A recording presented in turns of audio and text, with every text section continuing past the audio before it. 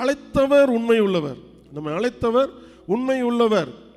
நம்ம ஜெபிக்கிறோம், ஆராதிக்கிறோம், கர்த்தருக்கு கொடுக்குறோம், ஏன்னா மாலை வேளையில தேடி வந்திருக்கிறோம், இப்போ வீட்டில் உட்காந்து கர்த்தரை தேடுறோம். இதெல்லாம் நம்முடைய செயலின்படி அல்ல. பிதாவாகிய தேவன் கிறிஸ்துவுக்குள் நம்ம என்ன பண்ணி இருக்கிறாரா, உட்படுத்தி இருக்கிறார்.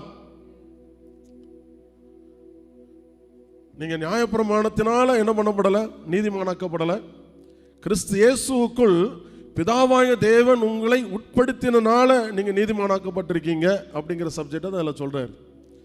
இப்போ யூதர்களுக்கு நியாயப்பிரமாணம், யூதர் அல்லாத மற்ற ஜனங்கள் அநேக பிரமாணங்களை நற்கிரிகள் என்ன பண்ணியிருக்காங்க, உலகத்தில் வைத்து இருக்கிறார்கள். இப்போ நம்மளாம் கேத்தலிக் பின்னிலிருந்து வந்திருக்கீங்க.